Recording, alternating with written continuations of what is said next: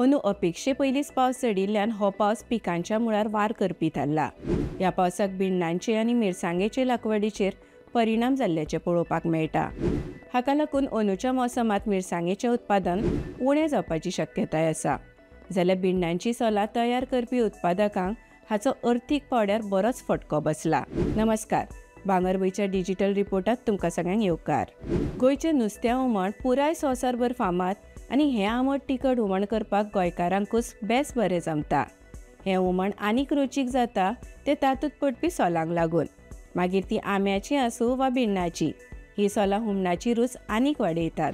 तशेंच भिण्णांच्या सोलां पासून जायते पदार्थूय जातात। मे म्हयन्याचे 15 तारखे मेरेन भिण्णां तयार जातात।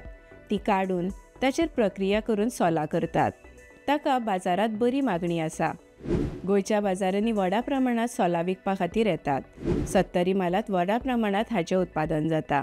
मात अंदू मान्सून पूर्व पावसाक लागून भिण्णाच्या उत्पादनाचेर वायट परिणाम जाला। आजुनूय भिण्णीच्या झाडांचेर भिण्णां लोंबकळटाना दिसतात। पावसाक लागून भिण्णां काडून ती खर वतांत सुकोवप शक्य ना, अशें भिण्णां उत्पादकांचें म्हणणें आसा।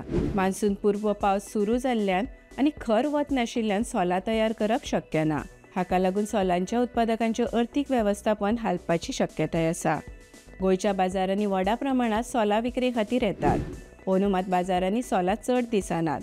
हाका लागून सोलांचो दरय वाडपाची शक्यताय आसा। अंदू भिण्णां वांगडा मिरसांगेचे लागवडीचेरूय परिणाम जाला। शेतकारांनी मिरसांगेची लागवड केल्ली, मात ती पावसाक लागून पेड्ड्यार जाली। 70त 5व्या मिरसांगाचें व्हडा प्रमाणात उत्पादन जाता। हातूंतल्यान जायत्या कुटुंबांची पोटांय चलतात।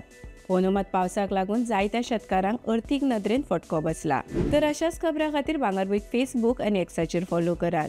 यूट्यूब चॅनल सबस्क्रायब करात आनी www.bangarvui.com हे वेबसायटीक भेट दियात।